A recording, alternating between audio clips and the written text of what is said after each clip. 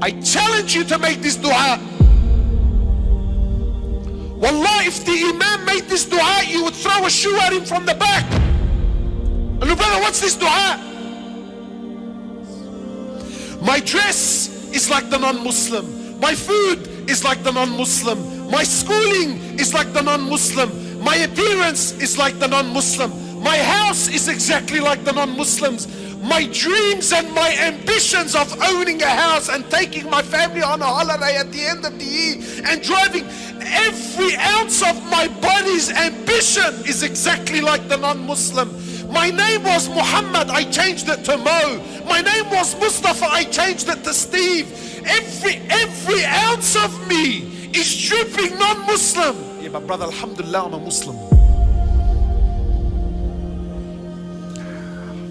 The Prophet says, glad tidings, hani'an, hani'an, glad tidings to the stranger. Honestly, who feels like a stranger, bro? Who, bro?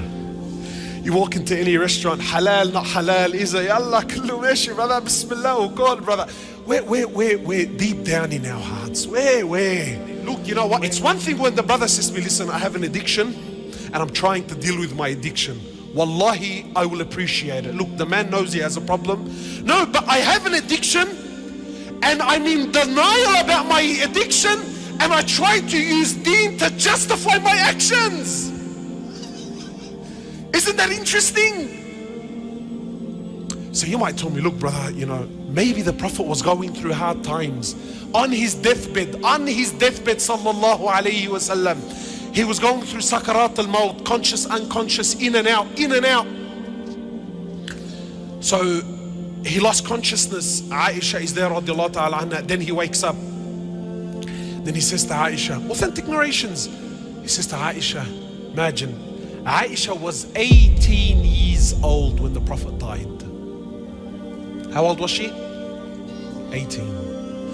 And Allah called her and the others in the Quran, Allah called them Ummahat al-Mu'mineen, the mothers of the believers, meaning they have become haram on every man. Yani once the Prophet dies, sallallahu alaihi wasallam, no one can remarry her. 18 in a world and in a society where the man was everything. Imagine this 18-year-old is watching her husband die at the age, and she has her whole life that now she knows, I'm going to be alone. I can never remarry after him.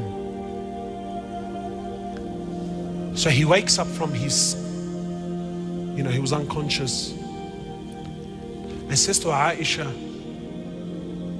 how much money do we have? This sunnah no one talks about. Sheikh, please man, put these stories behind. Let's speak about investments and stocks, and let's speak about buying houses, brother. Because in our hearts, we believe that honor, that money will restore the honor of Islam. Ya Aish. Ya haram. So she says to my Prophet of Allah, all that we have is 7 gold coins. Imagine a man with 9 wives. Today, brothers have paid off their houses, paid off.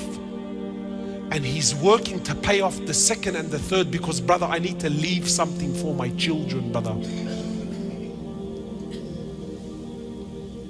Exhausting his life. Not halal haram. I don't care about halal and haram. But tell me, when the Prophet was dying and there were 7 gold coins between 9 wives, is he a man?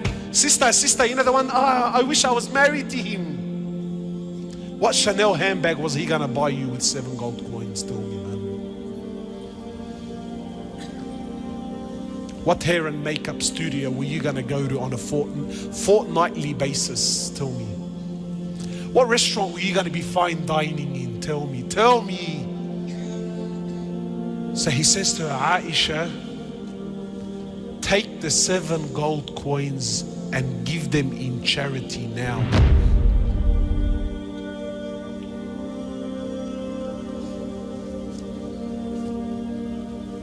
see the sicknesses, my brothers. Just try this. Just try this. Go to a sheikh. Go to a sheikh. Tell him, look, sheikh, there's a religious brother. Don't tell him the prophet, because we've been programmed.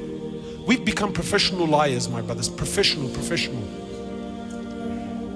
You know, some brothers would, brother, when you say the name of Rasulullah, oh, I get chills in my spine. Sallallahu alayhi wasallam, brother. Subhanallah, his name, it does something to me, you know. And yet you look at him from top to bottom, there's not an ounce of Rasulullah on him, sallallahu alayhi wasallam. Wallahi, just try it. Go to a sheikh and tell him, listen, sheikh, there's a brother we know, he has a big beard. He's dying and he's leaving his family with nothing. What do you think, sheikh? What deen is this?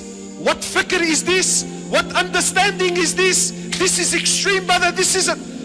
Then tell him the prophet left 9 wives with nothing. But he left them with something far deeper. He left them with iman and tawheed and belief in Allah. So he loses consciousness, then he wakes up and he says to Aisha, Aisha, what did you do with the 7 gold coins? 7 gold coins, Ya Rasulullah, leave him, man, let him be. Aisha, 18 years old, she's alone, haram, yani, leave her, khalas, 7 gold coins, yani, they're not gonna make her rich. No, like it's no, but there's something far deeper.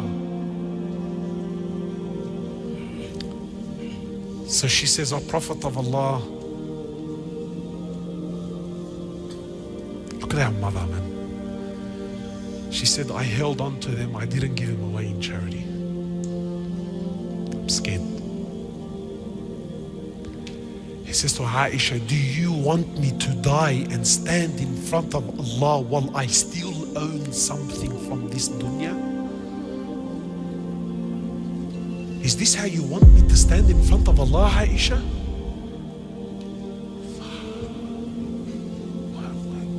What's going on? My brothers, who's the Rijal? Who's the man? So you might think, look, brother, that's Rasulullah sallallahu alaihi wasallam, you know, like Allah was... No! In Bukhari, the dua of Rasulullah, Allahumma ja'al rizqa ali Muhammadin qut.